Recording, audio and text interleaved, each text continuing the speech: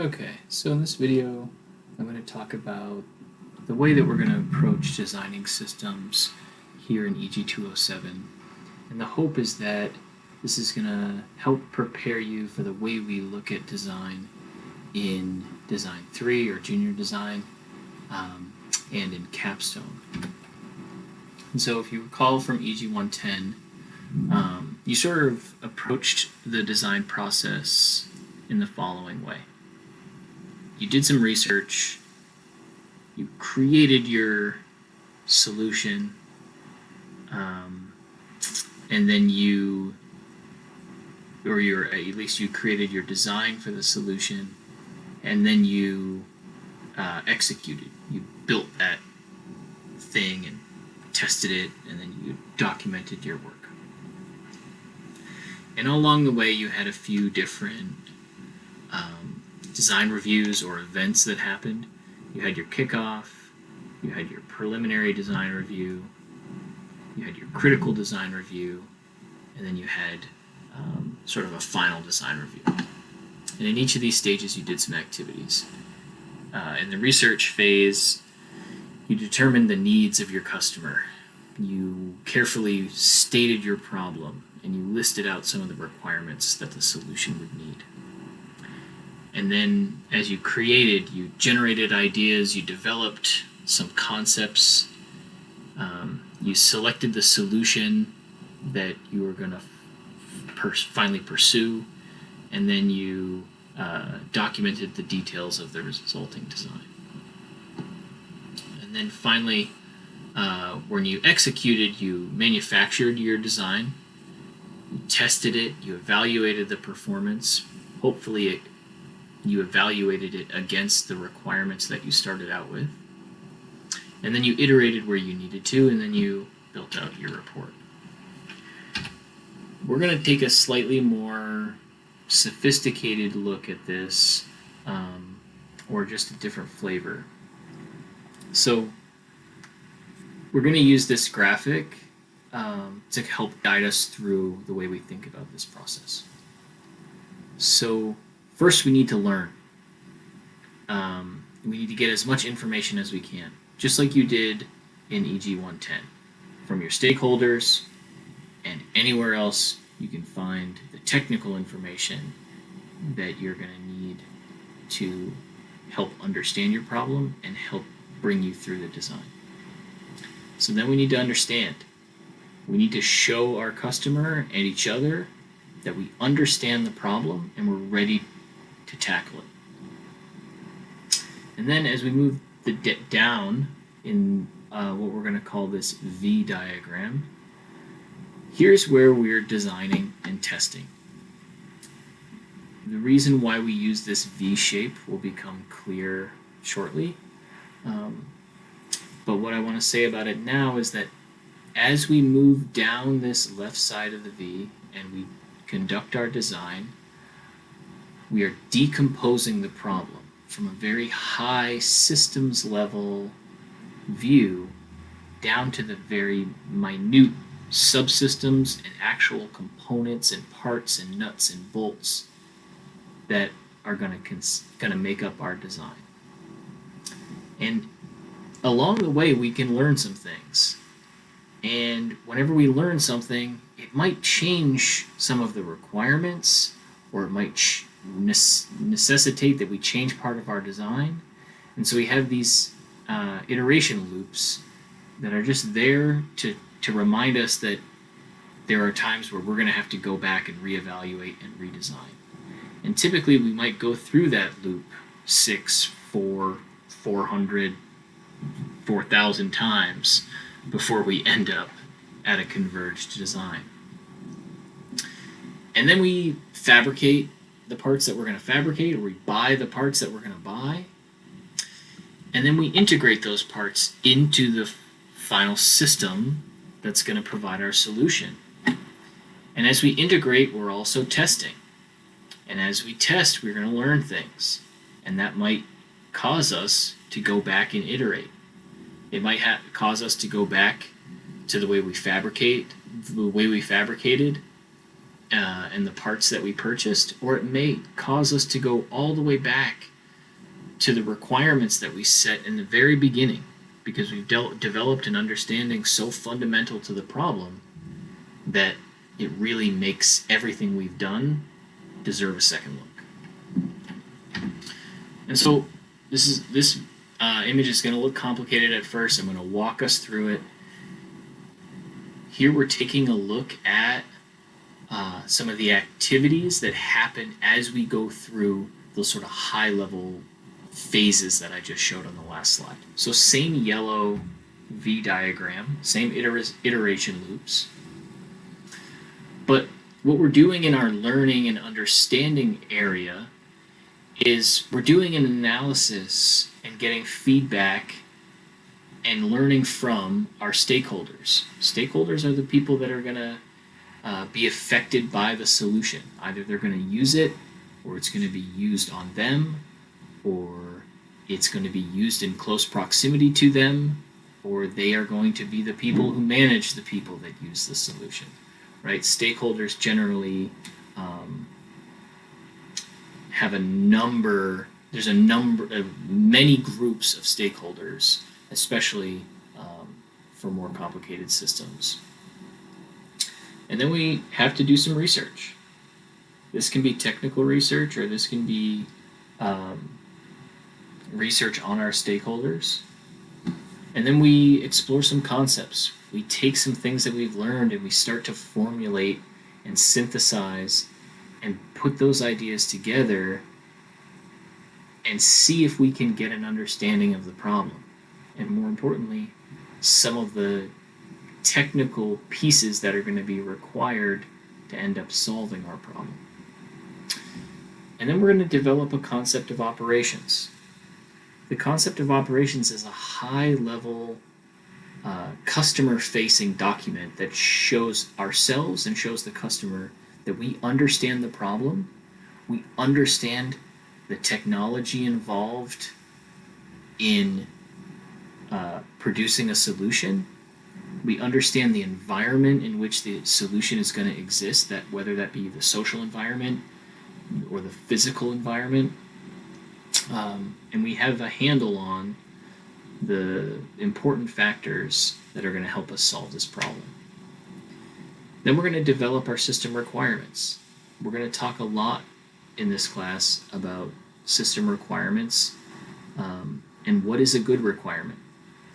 Our system requirements are our guideposts for the entire design. It says that when our design is done, it has to meet and only has to meet these following criteria. And if it does, then it's done. So there's a huge responsibility here to get our system requirements correct, or we're going to have to iterate a whole lot more times than we need to, and we're going to be going farther back in our iterations than we needed to.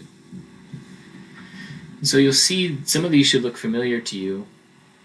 We see PDR and CDR. These red diamonds show our decision gates. They show us the reviews that happen where either a stakeholder or your boss is going to take a look at your work and then decide to either let you keep going, or decide to give you money for the next phase, or decide to shutter the whole project. So generally these are pretty important. And so the first one we see here is the SRR. This one should be fairly new to you. This is a system requirements review. So this is where we get together and we go over the system requirements that we've very carefully drafted so that everyone's on the same page.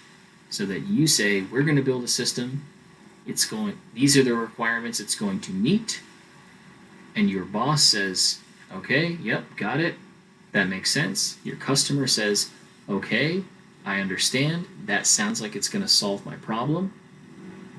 Here's a check.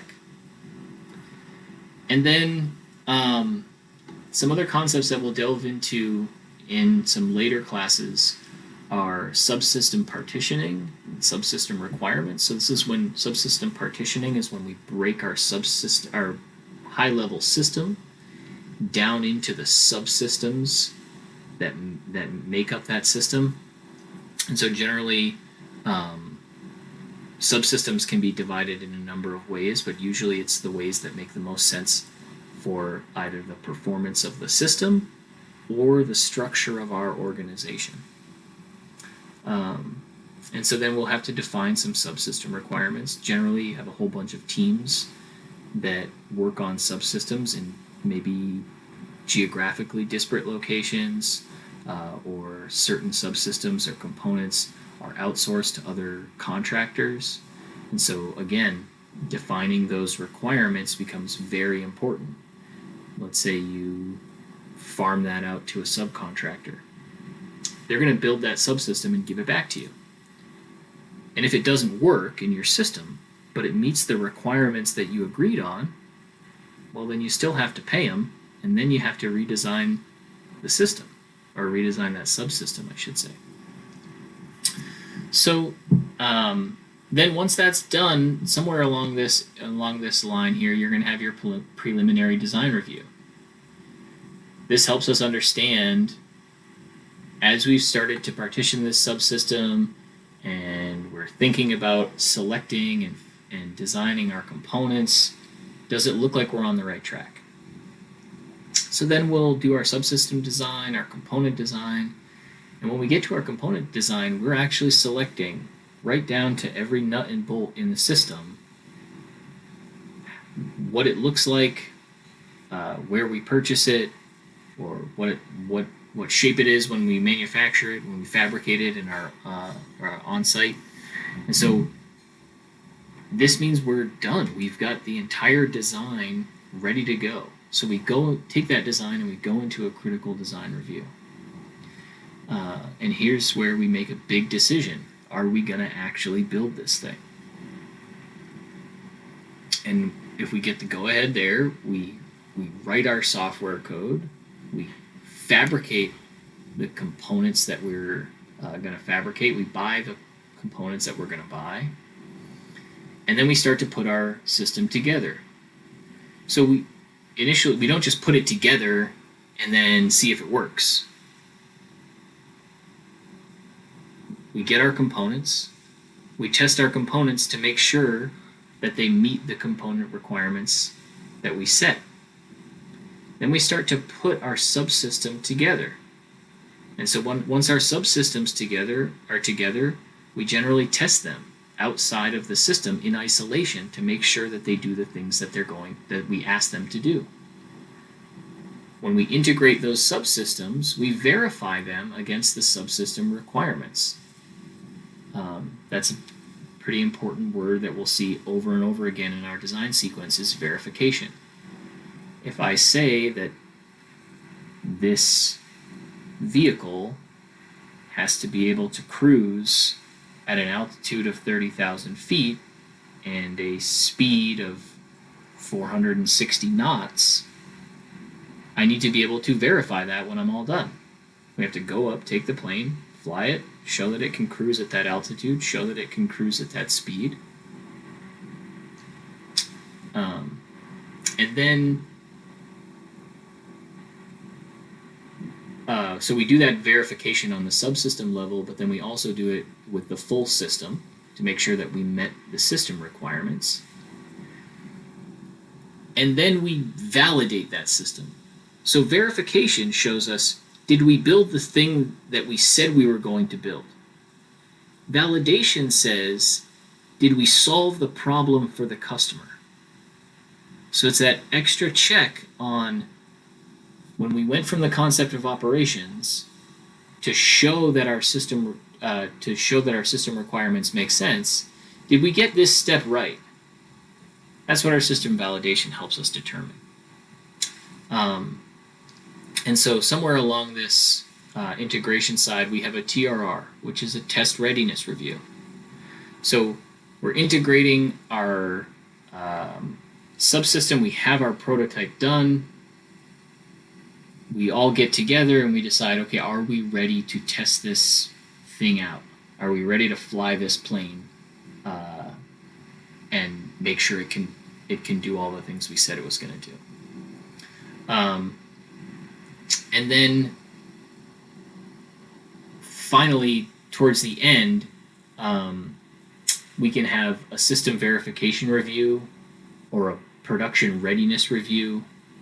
This allows us to say, okay, once this thing is done and finalized, we're not iterating anymore, does it verify our requirements? And as we get ready to put this thing into production, are we ready to ship it to the manufacturer or to the factory and say, okay, start building this thing? So this is the full design process, or at least as full as we're going to get in undergraduate. And in this class, we're going to pull out some pieces and look at a couple pieces a little more closely. So we're going to pull out what I have grayed out here. So we're leaving our stakeholder analysis and our research, our concept of operations, our system requirements. We're definitely going to have to design our components. We're going to fabricate and write our code. We're going to test our components, and then we're going to validate our system. And instead of a system verification review, we're calling this a prototype verification review. So to clean that up, and then we end up with this final graphic where over here we're sort of doing system verification and validation together so that we can have our prototype verification validation review. So I hope this gives you a little bit of an idea of sort of the full featured design process and what we're going to look at in this actual class. I encourage you to go back and look at this graphic. We'll post this in a PDF and let that kind of be the GPS for you as we move through this class to help understand, okay, where am I and what are we going to be working on next?